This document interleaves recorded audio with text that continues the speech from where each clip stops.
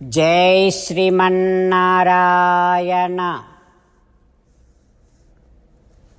శ్రీమద్భగవద్గీత 8వ అధ్యాయము అక్షర పరబ్రహ్మయోగము 13వ శ్లోకము. ఓం ఇతి ఏకాక్షరం బ్రహ్మ వ్యాహరన్ మాం అనుస్మరన్ యః ప్రయాతి త్యజన్ దేహం సయాతి పరమాం గతిం. ఓం. గీతాచార్యుడు శ్రీకృష్ణ పరమాత్మ అర్జునుడితో పాటు మనందరికీ అక్షర పరబ్రహ్మ యోగాన్ని ఉపదేశం చేస్తూ ఉన్నాడు. పరమాత్మ ఈ రకంగా అంటూ ఉన్నాడు, అర్జునా, నన్ను ఆశ్రయించి ఆత్మసాక్షాత్కారము అనే ఫలమును పొందవలసినటువంటి వారు చేయవలసిన ఉపాసనా విధానాన్ని చెబుతూ ఉన్నాను, విను. ఆత్మసాక్షాత్కారము పొందాలి అని అనుకునేటటువంటి వారు వారి శరీరాన్ని విడిచేటప్పుడు నన్నే ధ్యానము చేస్తూ ఉండాలి. ఎట్లా అంటే ఓం అని ఉచ్చరిస్తూ నన్ను ధ్యానం చేయాలి. ఈ ఓం అనేటటువంటి ఏకాక్షరం, ఇది ఒకే అక్షరం, ఇది నా గురించే తెలియచేస్తుంది, నన్నే బోధిస్తుంది. నన్ను పిలవాలంటే ఓం అని అనొచ్చు. అట్లా పరమాత్మనైనటువంటి పరబ్రహ్మనైనటువంటి నన్ను బోధించే ఓం అనే ఏకాక్షరాన్ని ఉచ్చరిస్తూ నన్ను ధ్యానము చేస్తూ ఎవరెవరైతే శరీరాన్ని విడిచేస్తారో అట్లాంటి వారు తప్పనిసరిగా అర్చిరాది మార్గములో వెళ్ళి నాతో సమానమైనటువంటి శుద్ధ ఆత్మస్వరూపము, నాతో సమానమైన ఆకారము కలిగిన శుద్ధ ఆత్మస్వరూపాన్ని పొందుతారు అంటూ శ్రీకృష్ణ భగవానుడు తానే పరబ్రహ్మ అని, తానే పరమాత్మ అని, తనను బోధించేటటువంటిదే ఓం అనే ఏకాక్షరము అని, ఓం అని అన్నప్పుడల్లా శ్రీకృష్ణ భగవానుడినే స్మరించాలి అని చెబుతూ ఈ రకమైనటువంటి సాధన జీవితకాలమంతా చేస్తూ, అంటే ఓంకారమును ఉచ్చరిస్తూ పరమాత్మను శ్రీకృష్ణ భగవానుడిని శ్రీమన్నారాయణుడిని ధ్యానము చేస్తూ ఉంటే జీవితకాలమంతా చేసినటువంటి అభ్యాస ప్రభావము చేత శరీరాన్ని విడిచే సమయములో కూడా ఓంకారమును ఉచ్చరిస్తూ నన్నే స్మరిస్తారు. ఆ రకమైనటువంటి స్మరణ సాగటము వలన వారు తప్పనిసరిగా తనతో సమానమైనటువంటి శుద్ధాత్మస్వరూపాన్ని, ఆత్మసాక్షాత్కారాన్ని పొందుతారు అంటూ శ్రీకృష్ణ భగవానుడు ఆత్మసాక్షాత్కారము పొందాలి అనుకునేటటువంటి వారికి కావలసిన ఉపాసనా విధానాన్ని స్పష్టపరుస్తూ ఉన్నాడు.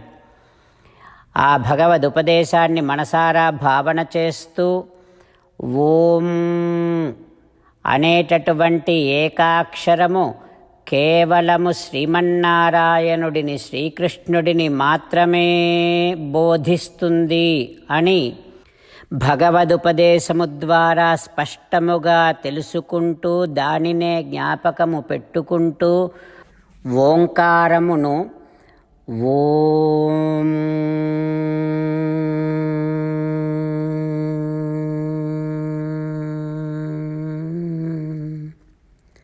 అన్న పద్ధతిలో మాత్రమే ఉచ్చరిస్తూ శ్రీమన్నారాయణుడిని మాత్రమే ధ్యానము చేస్తూ ఉండేటటువంటి ప్రయత్నము కొనసాగిస్తూ ఆ భగవానుడు పలికిన పలుకులను అదే విధంగా పలికే ప్రయత్నం చేద్దాం. ఓమిత్యేకాక్షరం బ్రహ్మ వ్యాహరన్ మాం అనుస్మరన్ యః ప్రయాతి త్యజన్ దేహం సయాతి పరమాం గతిం.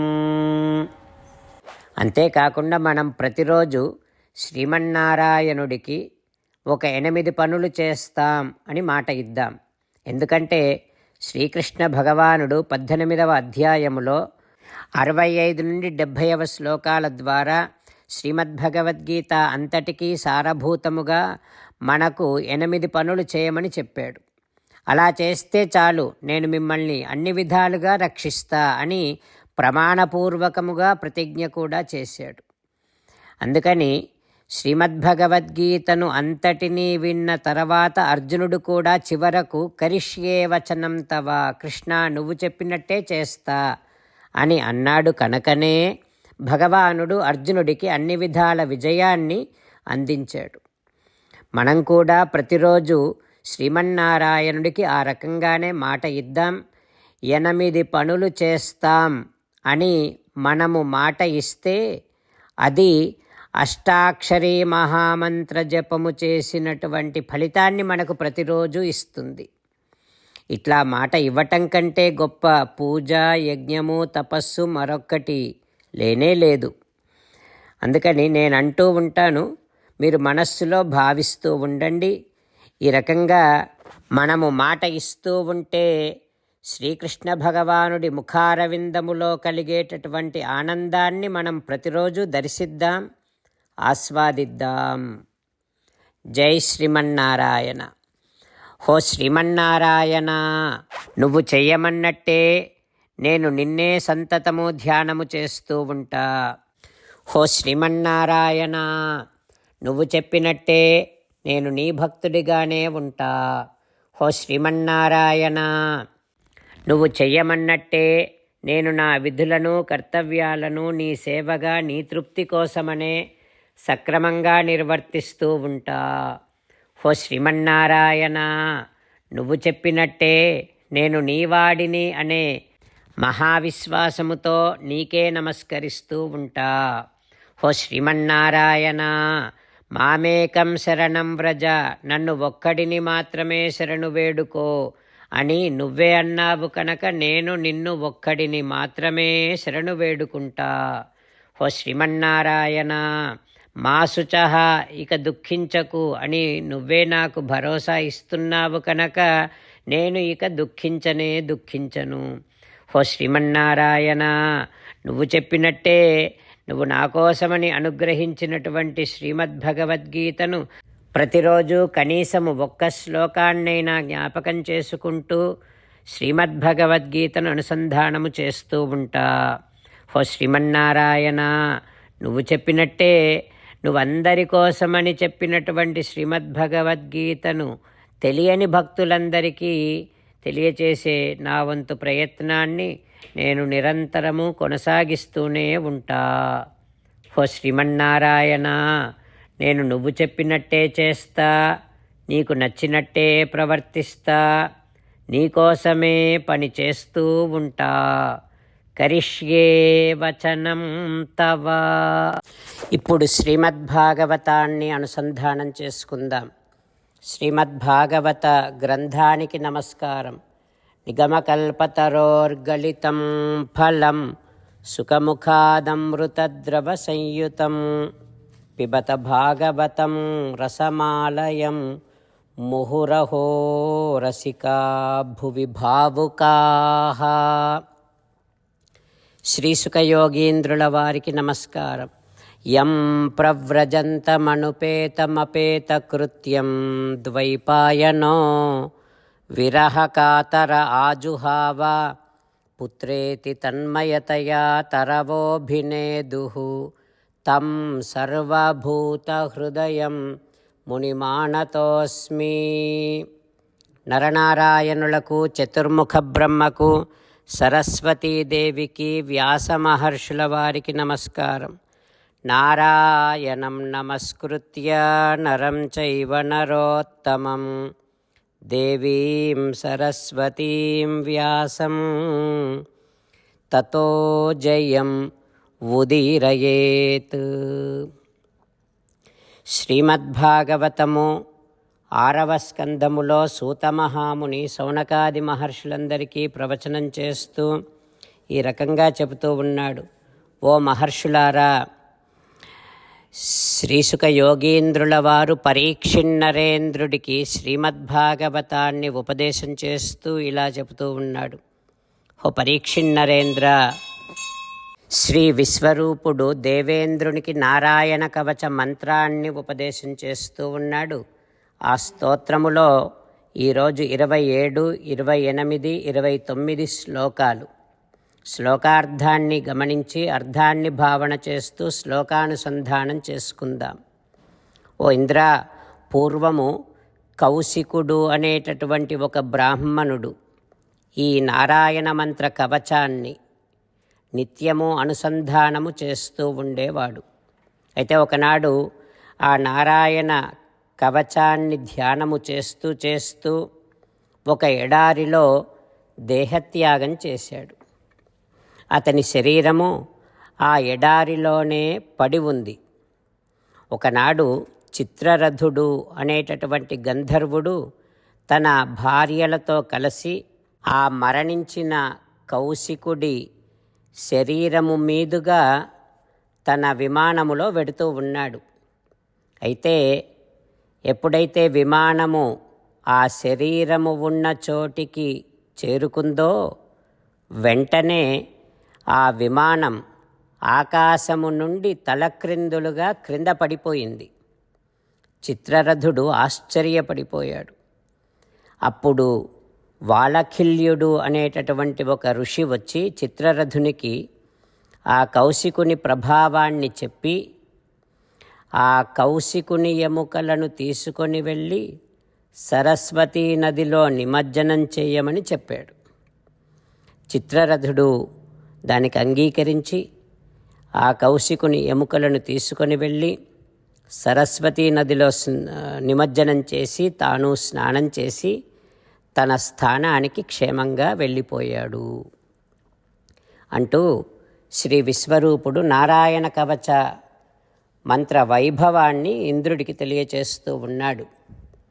ఈ అర్థాన్నంతటినీ భావిస్తూ శ్లోకాలను చెప్పుకుందాం. ఇమాం విద్యాం పురా కశ్చిత్ కౌశికో ధారయన్ ద్విజః యోగధారణయా స్వాంగం జహౌ సహ మరుధన్వణి తస్యోపరి విమానేన గంధర్వపతిః ఏకదా యయౌ చిత్రరథః స్త్రీభిః వృతః యత్ర ద్విజక్షయః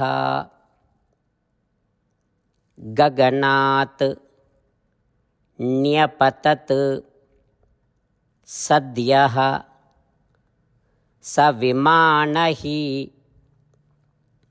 అవాక్సిరాః స వాళిఖిల్య వచనాత్ అస్థీని ఆదాయ విస్మితః ప్రాస్య ప్రాచీసరస్వత్యాం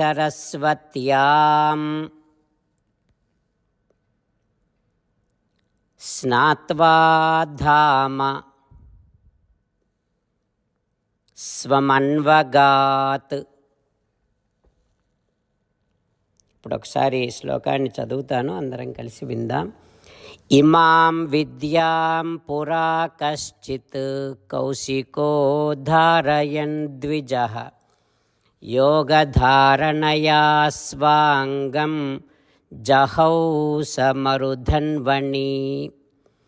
తస్యోపరి విమానేన గంధర్వపతిరేకదా యయౌ చిత్రరథః స్త్రీభిర్వృతో యత్ర ద్విజక్షయః గగనాత్ న్యపతత్ సద్యః స విమానో హి అవాక్సిరాః స వాలిఖిల్యవచనాత్ అస్థీని ఆదాయ విస్మితః ప్రాస్య ప్రాచీసరస్వత్యాం స్నాత్వా ధామ స్వమన్వగాత్. ఓం. ఈ రకంగా శ్రీ విశ్వరూపుడు దేవేంద్రునికి ఉపదేశం చేస్తూ ఉన్నాడు. ఆ తర్వాత ఏం జరుగుతుందో రేపు తెలుసుకుందాం. ఓం శ్రీకృష్ణ పరబ్రహ్మణే నమః. ఓం అస్మద్గురుభ్యో నమః. ముకుందమాల. కృష్ణో రక్షతు నో జగత్రయగురుః కృష్ణం నమస్యామ్యహం. కృష్ణే నామరశత్రవో వినిహతాః కృష్ణాయ తస్మై నమః. కృష్ణాదేవ సముత్థితం జగదిదం కృష్ణస్య దాసోऽస్మ్యహం. కృష్ణే తిష్టతి విశ్వమేతదఖిలం హే కృష్ణ సంరక్ష మాం. శ్రీమద్భగవద్గీత 8వ అధ్యాయము 13వ శ్లోకము. ఓమిత్యేకాక్షరం బ్రహ్మ వ్యాహరన్ మామనుస్మరన్ యః ప్రయాతి త్యజన్ దేహం స యాతి పరమాం గతిం.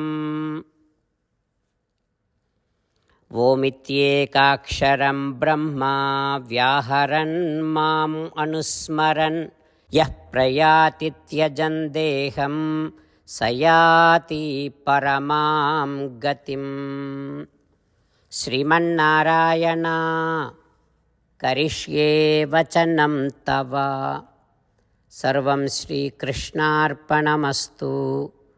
జై శ్రీమన్నారాయణ.